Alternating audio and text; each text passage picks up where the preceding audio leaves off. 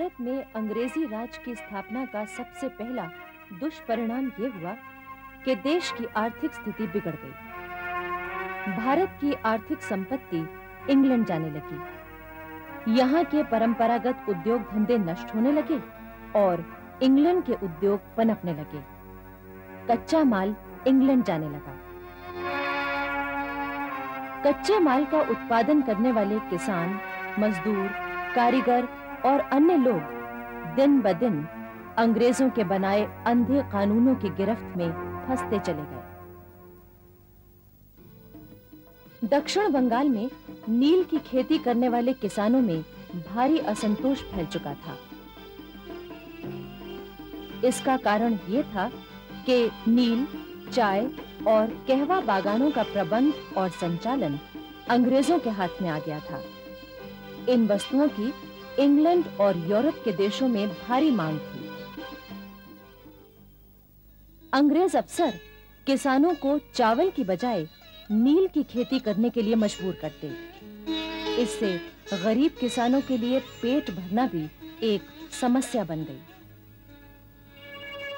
मजबूरी में किसान जो नील पैदा करते थे, उसे अंग्रेज उत्पादन खर्च से भी कम दामों में खरीदते थे। इस तरह किसानों का भारी आर्थिक शोषण होने लगा। गरीब किसान कंगाल हो गए। उनके लिए पेट भरना एक समस्या बन गई। जब अंग्रेजों ने कानून बनाकर नील की खेती का उत्पादन अपने अधिकार में ले लिया, तो किसानों ने विद्रोह कर दिया। उन्होंने लगान देना बंद कर दिया। नील के कारखानों और गोदामों में आग लगा दी। इस विद्रोह को दबाने के लिए अंग्रेजों ने निहत्थे किसानों पर बहुत जुल्म ढाए। यह विद्रोह सन 1859 से 1861 तक चला। हालांकि इसके बाद जर्मनी से नील आने लगी थी और किसानों को मुक्ति मिल गई थी। सन 1872 और 1873 में पूर्वी बंगाल के ढाका, बकरगंज, पबना, बोगरा और अन्य कई जिलों के किसानों ने लगान न देने का आंदोलन शुरू कर दिया। यह आंदोलन भी अंग्रेजी राज की शोषण नीति के खिलाफ एक खुले विद्रोह के रूप में सामने आया। उधर सन 1879 में दक्षिण में गोदावरी एजेंसी के अंतर्गत आदिवासियों ने रंपा और गोलकुंडा में अंग्रेजों के खिलाफ विद्रोह किया था। इस आदिवासी विद्रोह का नायक था चंद्रैया। विद्रोहियों ने 2 पुलिस थानों में आग लगा दी थी। इसके बाद चंद्रैया के नेतृत्व में वो आदिवासी चिंतूर गांव की ओर बढ़े। यहां पुलिस से उनकी जबरदस्त मुठभेड़ हुई। आखिर विद्रोही भाग निकले। अंग्रेजों ने उनका पीछा किया। घायल चंद्रैया को उनके साथी उठाकर सुरक्षित स्थान पर ले गए। 12 फरवरी 1880 को चंद्रैया की हत्या कर दी गई। उसके तमाम साथी पकड़े गए। सारे इलाके में पुलिस ने आदिवासी विद्रोहियों का दमन किया। सन 1870 में पूना की सार्वजनिक सभाओं में न्यायमूर्ति महादेव गोविंद रानाडे ने भारत की आर्थिक स्थिति और गरीबी, राष्ट्रीय व्यापार नीति और खर्चीले ब्रिटिश शासन पर 3 व्याख्यान दिए। रानाडे ने कहा था कि अंग्रेजों को ऊंचे और अधिक वेतन वाले स्थान दिए जाते हैं, जबकि भारतीयों के साथ ऐसा नहीं होता। भारतीयों की योग्यता का ब्रिटिश शासन आदर नहीं करता। रानाडे के इन भाषणों को सुनने के लिए एक युवक जाया करता था, वासुदेव बलवंत फड़के। वो इन भाषणों से बहुत प्रभावित हुआ। उसने निश्चय किया कि वो आजादी के लिए लोगों में नई चेतना का संचार करेगा। वासुदेव फड़के हर शनिवार और रविवार की छुट्टी के दिनों में गांव में जाने लगे। गांव वालों को इकट्ठा करके भाषण देते, उनमें राष्ट्रीयता की भावना जगाते और बहुत ही सरल भाषा में लोगों को आजादी का मतलब समझाते। वो पूना में भी चौक चौक घूमते और थाली बजाकर लोगों को अपने व्याख्यान की सूचना देते कि आज शाम शनिवार बाड़ा के सामने मेरा भाषण होगा। अपना देश आजाद होना ही चाहिए। उसे आजाद करने के उपायों के बारे में ही मैं विस्तार से कुछ कहूंगा। आप जरूर आएं। सन 1876 में महाराष्ट्र में भयंकर अकाल पड़ा। वासुदेव फड़के ने साधु के वेश में अकाल पीड़ित इलाकों का दौरा किया और जो कुछ देखा उससे उनका हृदय फटने लगा। उन्होंने सूखे हुए कुएं, तालाब, नदियां देखे। पानी और राशन के अभाव में दम तोड़ते इंसानों को देखा। मवेशियों का तो और भी बुरा हाल था। उधर ब्रिटिश सरकार के प्रतिनिधि बनकर ईसाई मिशनरी के लोग मौके का फायदा उठा रहे थे।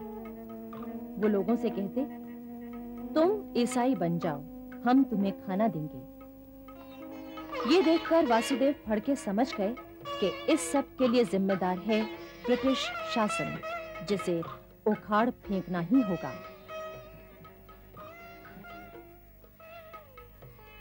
वासुदेव फड़के के हृदय में विद्रोह की आग सुलग चुकी थी।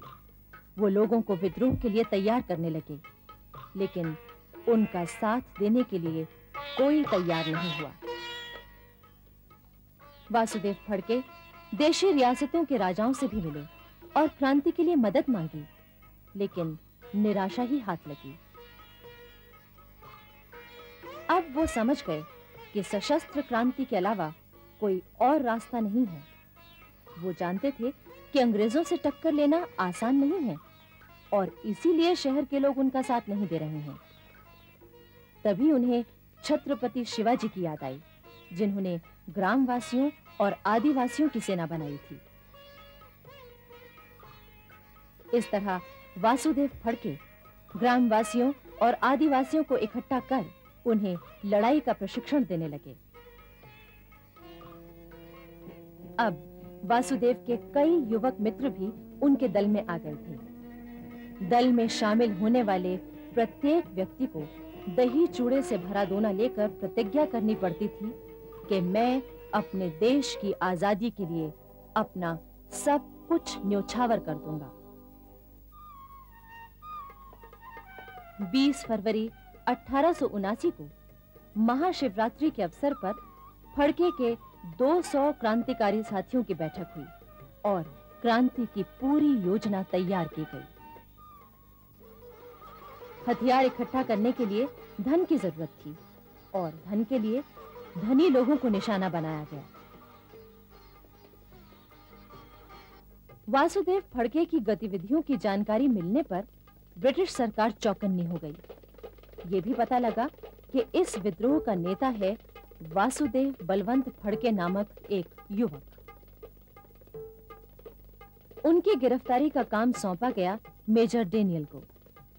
उन्होंने वासुदेव के मकान पर छापा मारा। वासुदेव तो हाथ नहीं आए, पर कुछ हथियार जरूर मिले, जिससे क्रांति की योजना की जानकारी मिली।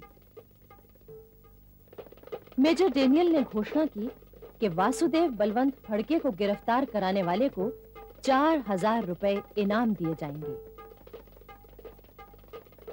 इसके जवाब में फड़के ने पूना के कलेक्टर, सेशन जज और बंबई के गवर्नर को गिरफ्तार करने वाले को 5-5 हजार रुपए इनाम देने की घोषणा की। जगह जगह ये पोस्टर चिपका दिए गए। उनमें नीचे वासुदेव बलवंत फड़के के हस्ताक्षर थे और लिखा था, पेशवाओं का नया मुख्य प्रधान। इस पर ब्रिटिश सरकार बौखला उठी। उसने फड़के और उनके साथियों को गिरफ्तार करने के लिए अभियान तेज कर दिया। मेजर डेनियल के लिए फड़के चुनौती बन चुके थे। मेजर डेनियल के जासूसों ने खबर दी कि फड़के और उनके साथी पहाड़ी पर छिपे हुए हैं। डेनियल तुरंत सेना लेकर वहां पहुंचा और उसने पहाड़ी खेद ली। आदिवासियों के सेना नायक दौलत राव नायक ने मेजर डेनियल की सेना से सीधा मुकाबला किया। इस मुकाबले में यूं तो डेनियल भी घायल हुआ, लेकिन दौलत राव नायक मारे गए। वासुदेव फड़के को दौलत राव नायक के शहीद होने पर गहरा दुख पहुंचा।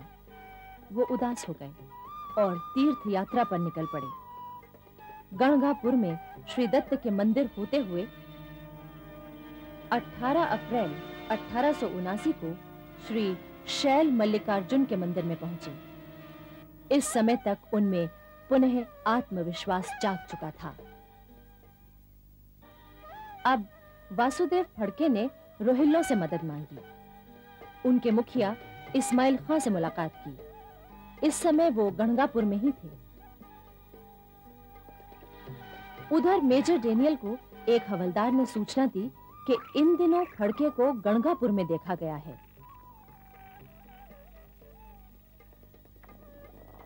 उधर फड़के को भी खबर मिल गई कि मेजर डेनियल आ रहा है। वासुदेव फड़के तुरंत वहां से निकल पड़े। रास्ते में भीमा नदी आई। उनका एक साथी मोरेश्वर साठे उनके साथ था। फड़के को तेज बुखार था। नदी में बाढ़ आई हुई थी। फिर भी वो नदी में कूदने के लिए तैयार हो गए, लेकिन तभी एक मल्लाह मीरा साहब उन्हें नदी पार कराने के लिए तैयार हो गया।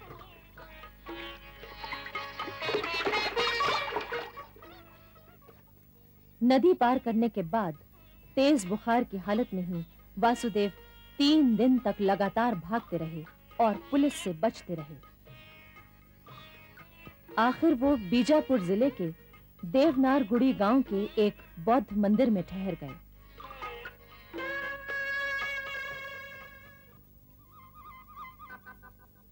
मंदिर में रात के वक्त फड़के सो रहे थे।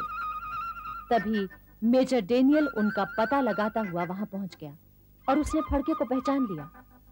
ये 20 जुलाई 1879 की रात थी। उनकी तलवार पर पैर रखकर पिस्तौल तान दी और बोला, आखिर आई गया तुम मेरे कब्जे में?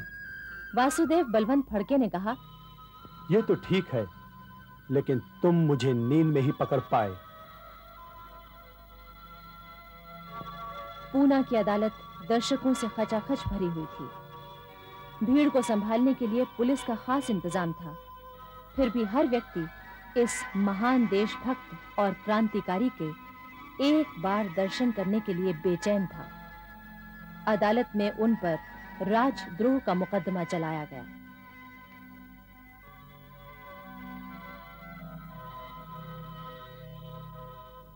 वासुदेव फड़के ने उपस्थित लोगों को संबोधित करके कहा, भारतीय गणतंत्र की स्थापना करना ही मेरी बगावत का मुख्य उद्देश्य था। मुझे उसमें सफलता नहीं मिल पाई, लेकिन परमपिता परमेश्वर जानता है कि मैंने जो कुछ भी किया जनहित में ही किया। भारतवासियों, मेरे भाइयों, मुझसे आपको कोई लाभ नहीं हुआ। मैं लक्ष्य पूर्ति में सफल नहीं हो पाया। हो सके तो मुझे माफ कर दीजिए। इसके बाद अदालत ने अपना फैसला सुनाया और उन्हें आजन्म कारावास की सजा दी।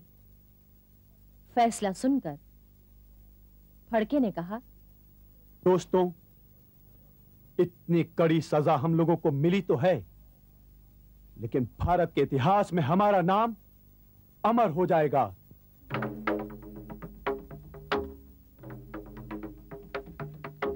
जनवरी 1880 में वासुदेव फड़के को अदन ले जाकर जेल में बंद कर दिया गया। यहां उन्हें बहुत यातनाएं दी गईं। आखिर 12 अक्टूबर 1880 को वो जेल से भाग निकले, लेकिन उन्हें अदन के रास्ते मालूम नहीं थे, इसलिए वो रास्ता भटककर 18 किलोमीटर भागते ही रहे। अंत में उन्हें पकड़ लिया गया। फड़के दोबारा न भाग पाए, इसके लिए उनके पैरों में बेड़ियां डाल दी गईं और उनको और ज्यादा सताया जाने लगा। आखिर वो क्षय रोग से बीमार हो गए और 17 फरवरी 1883 को जेल में ही उनका निधन हो गया। इतिहासकार लिखते हैं कि वासुदेव बलवंत फड़के का बलिदान इसलिए ज्यादा महत्वपूर्ण है क्योंकि किसी एक व्यक्ति द्वारा इतने बड़े ब्रिटिश साम्राज्य से टक्कर लेना एक असाधारण बात थी। इस समय तक देश की परिस्थिति में काफी बदलाव आया था। एक ओर ब्रिटिश शासक नहीं चाहते थे कि अब 1857 जैसा कोई विद्रोह फिर से हो, क्योंकि इस बार सेना नहीं बल्कि जनता द्वारा विद्रोह किए जाने का डर था। इसलिए कुछ अंग्रेज भारतीयों के हित की योजनाएं बना रहे थे। इनमें से एक मुख्य नाम था sir Allan Octavian Hume. Sir Hume नहीं चाहते थे कि अब लोगों का असंतोष विद्रोह में बदल जाए। दूसरी ओर कई धार्मिक और समाज सुधार संबंधी संस्थाएं जैसे आर्य समाज, प्रार्थना समाज, ब्रह्मो समाज आदि अपने अपने ढंग से कार्य कर रही थी। इसके साथ ही पढ़े लिखे लोग ये मांग कर रहे थे कि नौकरियों में भारतीयों को लिया जाए और उन्हें जिम्मेदार पदों पर नियुक्त किया जाए। Sir A.O.. ह्यूम अंग्रेज होकर भी स्वतंत्र विचार रखते थे और उन्हें निडर होकर प्रकट करते थे। वो सरकारी नौकरी से मुक्त होकर भारतीयों और अंग्रेजों के बीच की खाई को भरना चाहते थे। उन्होंने एक पत्र में लिखा था, हमारे साम्राज्य का भाग्य डामाडोल है और किसी भी समय छोटे से बादल का कोई टुकड़ा जिसकी तरफ किसी का ध्यान नहीं जा रहा है बढ़कर सारे देश पर छा सकता है और अराजकता तथा विनाश की वर्षा कर सकता है। ह्यूम साहब ने देश की सारी स्थिति का अध्ययन करने के बाद ब्रिटिश शासन को 3 महत्वपूर्ण सिफारिशें की थी। एक तो ये कि सारी जनता के विभिन्न वर्गों को एक राष्ट्रीयता के सूत्र में पिरो दिया जाए। दूसरी ये कि सभी क्षेत्रों में यानी आध्यात्मिक, नैतिक, सामाजिक, राजनैतिक क्षेत्रों में राष्ट्र को फिर से उन्नत बनाया जाए। और तीसरे ये कि भारत और इंग्लैंड के बीच संबंधों को अच्छा बनाया जाए। सर ह्यूम के विचारों का स्वागत सभी ने किया और ये जरूरत महसूस की जाने लगी कि एक ऐसी संस्था का निर्माण होना चाहिए जो भारतीयों के हितों की बातों पर विचार करे। सन 1884 में ह्यूम साहब ने अपने तीनों विचारों को लेकर भारतीय नेताओं से बातचीत की और इंडियन नेशनल यूनियन की योजना सामने रखी। इसका उद्देश्य था वैधानिक उपायों द्वारा अपने हक की मांग